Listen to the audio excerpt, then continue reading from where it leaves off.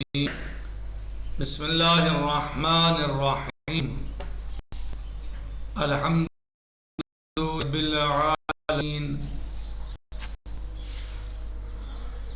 بارئ الانبیاء والمرسلین بارئ الخلائق اجمعین ثم الصلاة والسلام علی سید الانام محمد وآلہ البررة الکرام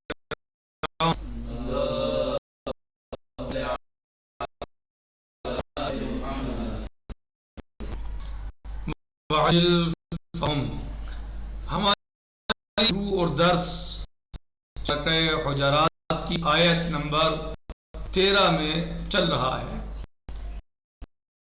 جس بلکہ ہوتے ہوئے اس طرح ارشاد فرما بسم اللہ الرحمن الرحیم یا ایہا الناس انا خلقناکم من ذکر وانثى وجعلناکم شعوبا وقبائل لتعارفوا ان اکرمکم عند اللہ اتقاکم ان اللہ علیم خبیر۔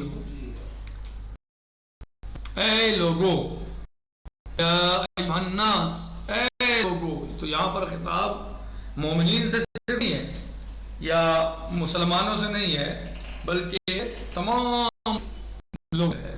اے لوگ، انا خلقناکم، ہم نے تمہیں پیدا کیا، من ذکر و انثی، ایک زن سے، ہم نے تمہیں پیدا کیا مرد و زن سے، وجعلناکم، اور تمہیں قرار دیا، شعوبا وقبائل،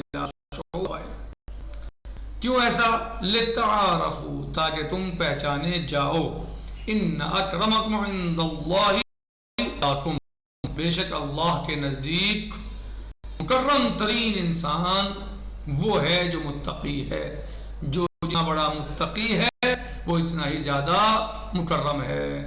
ان اللہ علیم خبیر، اور دیکھو کوئی یہ نہ سمجھنا کہ کوئی تقوی کا مثلا جو ہے وہ صرف جو ہے وہ اظہار کرنا، بلکہ اللہ علیم اور خبیر ہے، اللہ سب جانتا ہے کون ہے اور کون نہیں ہے۔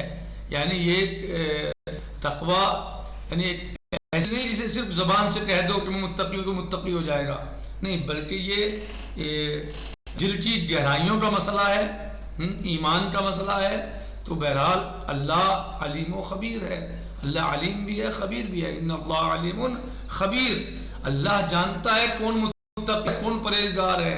ایسا نہ ہو کہ آپ کو متقی کا اعلان کر کے اور لوگوں پہ سب سے بڑا بتانے لگو اپنے آپ کو، نہیں، تمہارے بتانے سے کچھ نہیں ہوگا، بلکہ اللہ تمہارے دل کی گہرائیوں سے واقف ہے، اللہ تمہیں اچھی طریقے سے جانتا ہے کہ تم واقعی متقی ہو یا نہیں ہو۔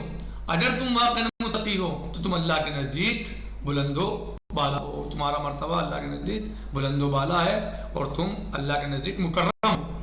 اور اگر تم متقی نہیں ہو تو پھر تمہاری قومیت، تمہارا قبیلہ، تمہارا خاندان، تمہاری پارٹی، تمہاری اور دیگر تمہاری چیزیں نہیں بنا سکتی۔ اگر کوئی شے میں اللہ کی مکرم تو صرف اور صرف تمہارا تقوی ہے۔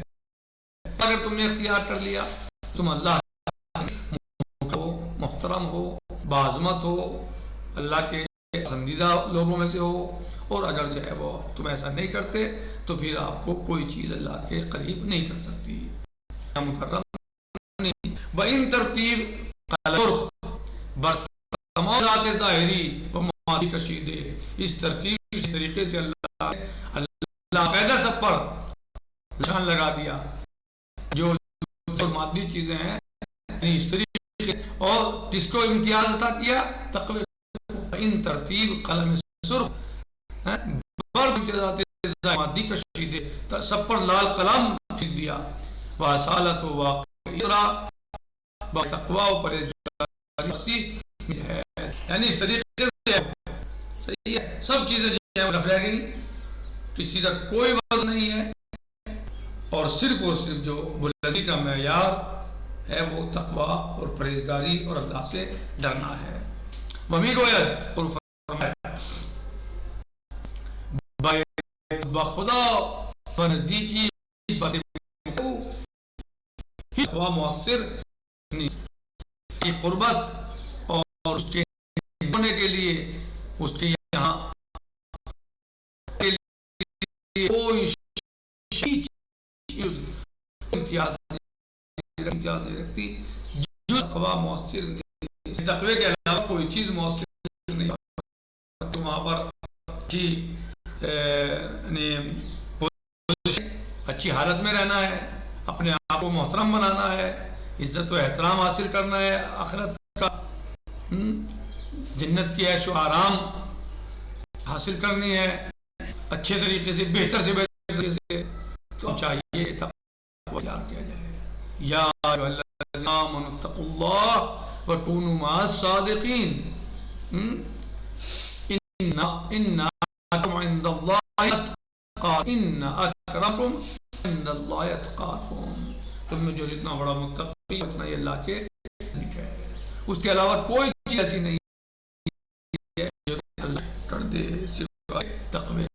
معذون جا کہ صفات روحانی و باطنی است, تو لہذا تقوی کوئی ظاہری چیز تو ہے نہیں ایسا صحیح کہ آپ اسے جو ہے وہ دیکھ لیں یا دکھا سکیں کہ میں متقی ہوں, بلکہ یہ صفتیں روحانی اور باطنی ہے, انسان کے دل کا مسئلہ ہے. نماز آپ پڑھ سکتے ہیں, روزہ آپ رکھ سکتے ہیں, حج زکوٰۃ آپ دے سکتے ہیں, دیگر کاریں ہیں, لیکن کیا ضروری ہے کہ آپ متقی ہیں؟ ضروری ہے آپ متقی ہیں؟ ہو سکتا ہے آپ دکھا کر رہے ہوں. نماز میں آپ اس لیے جاتے ہوں کہ لوگ یہ سمجھیں کہ بہت بڑے اللہ والے ہیں.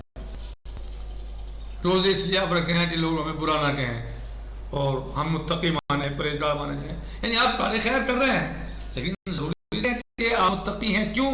چونکہ تقوی دل سے تعلق رکھتا ہے, ایمان سے تعلق رکھتا ہے, اور دل اور ایمان کی گہرائیوں کو صرف اللہ ہی سمجھتا ہے. صحیح. لہٰذا آپ جانیں اپنے بارے میں آپ کیا کر رہے ہیں, یہ اللہ جانتا ہے کہ آپ کیا کر رہے ہیں, باقی کسی دوسرے کو نہیں پتا ہے. دوسرا نہیں کہہ سکتا کہ جو ہے وہ مثلا جو ہے صرف بنا ہے روزہ نہیں ہو سکتا, مطلب لے کر رہا ہو تقوی ہے بالکل واضح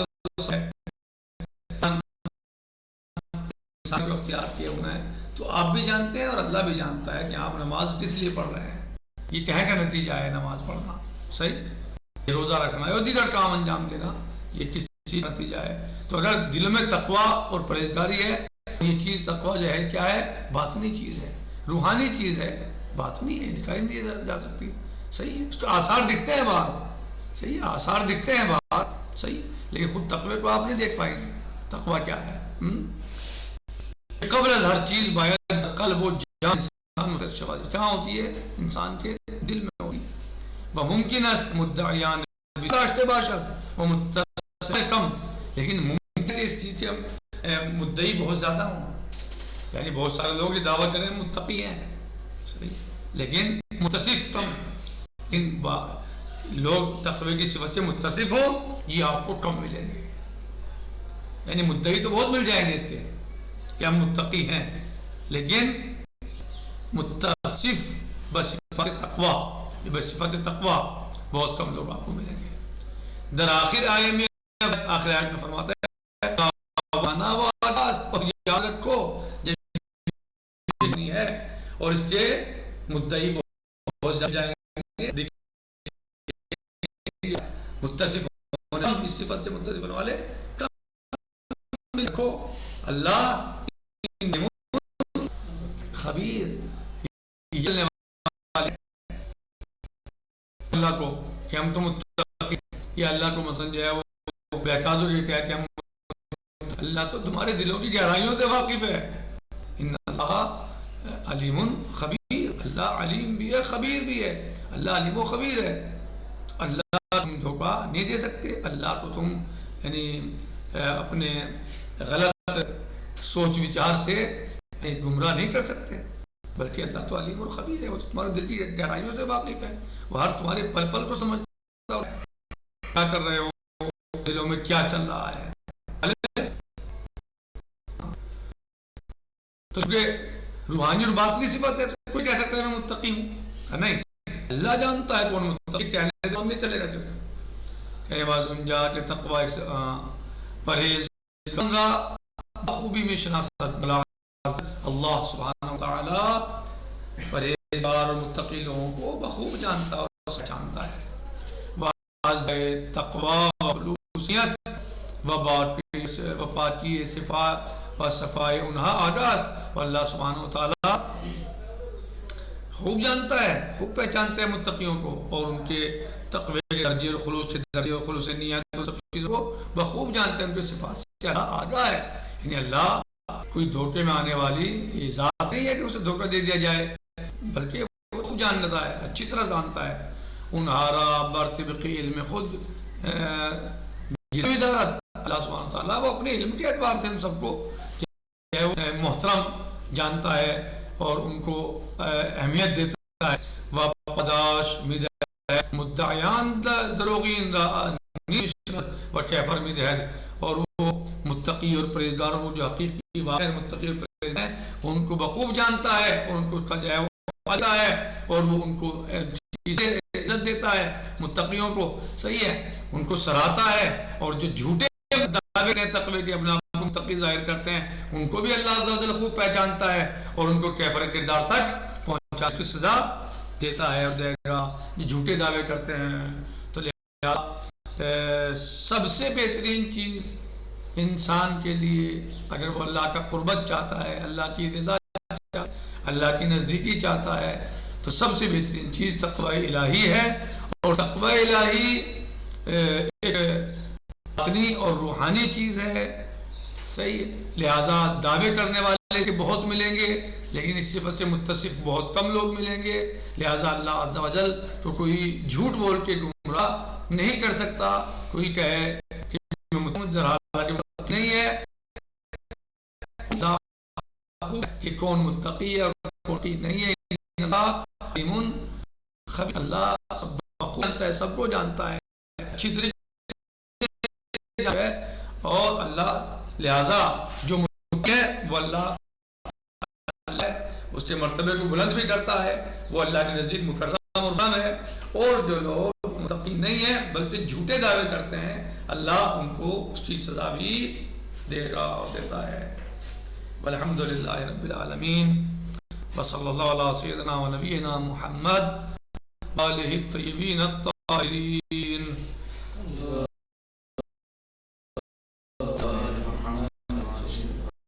السلام علیکم اللہ تعالی فی امان اللہ. خدا حافظ.